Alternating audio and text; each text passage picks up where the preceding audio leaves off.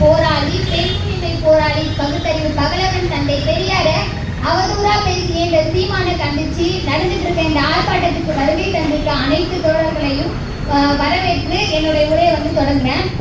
மானமும் அறிவும் மனிதருக்கு அழகுன்னு சொல்லிட்டு பெரியார் சொல்லியிருக்காரு. ஆனா இந்த சீமானுக்கு மானமும் இல்ல அறிவும் இல்லைன்னு நான் நினைக்கிறேன்.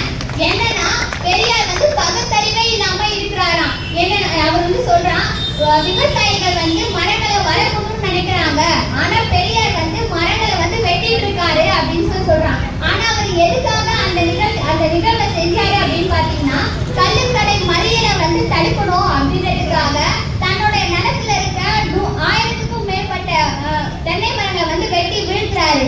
இது தன்கிட்ட மாற்றம் ஏற்பட்டாதான் தன்னுடைய தொண்டர்களும் என்ன பார்த்து மாறுவாங்க அப்படின்றதுக்காக ஒரு பகுத்தறிவு சிந்தனையோட இதை அவர் நிகழ்த்திருக்காரு. ஆனா அதை கூட புரிஞ்சுக்க தெரியாத இந்த சீமான் அவர் பகுத்தறிவே இல்லாம சில விஷயங்கள் செஞ்சுட்டு இருக்காரு அப்படின்னு சொல்லிட்டு இருக்கான். அது மட்டும் இல்லாம இந்த 100 நாள் வேலையினால விவசாயம் கொஞ்சம் கொஞ்சமா விவசாயமே இல்லாம போயிட்டு இருக்குன்னு சொல்லிட்டு சொல்றான்.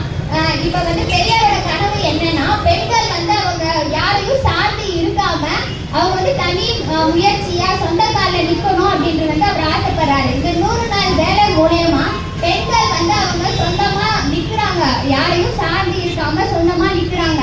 இது அந்த சீமானுக்கு பிடிக்கல போல, அதனால இது மாதிரியான அவதூறுகளை அவன் சொல்லிட்டு இருக்கான். அது மட்டும் இல்லாம என்னன்னா, நிறைய தமிழ் இனத்தை பிளவுபடுத்திட்டு போயிட்டே இருக்கேன்.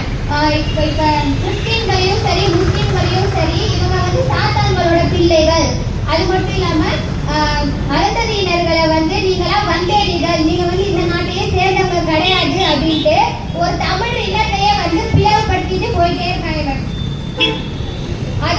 அதுக்கப்புறம் இவன் என்னன்னா, இவனா பேசல, இவனுக்கு யாரோ சொல்லி கொடுத்து பேசுற மாதிரி இருக்கு.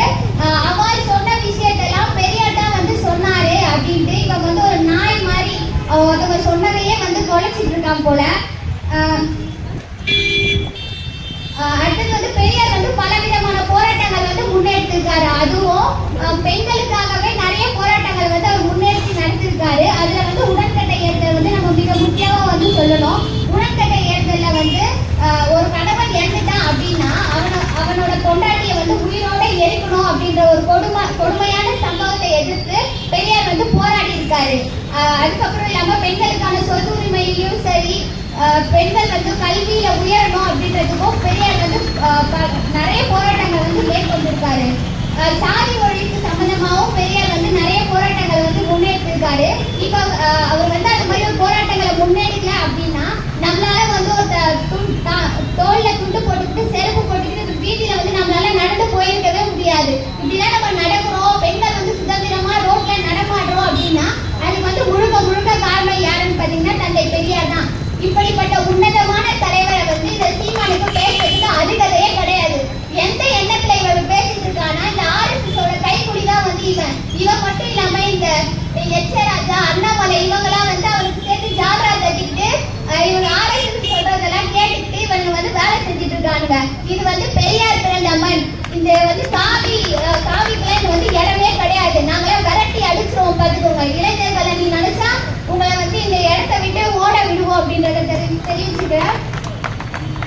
அடுத்தது இப்படிப்பட்ட உன்னதமான தலைவர் அவதூறா பேசிய இந்த சீமானை கண்டிப்பா கைது செய்யணும். எங்களுடைய போராட்டங்கள் தொடர்ந்து நடைபெறும். நாங்க தந்தை பெரியாரோட வழியிலையும் அம்பேத்கரோட வழியிலையும் காரல் மார்க்ஸோட வழியிலையும் அவங்க சொன்ன நடைமுறைப்படி நாங்கள் தொடர்ந்து பயணிப்போம் என்று சொல்லி எனக்கு பேச வாய்ப்பளித்தமைக்கு நன்றி கூறி விடைபெறுகிறேன். நன்றி.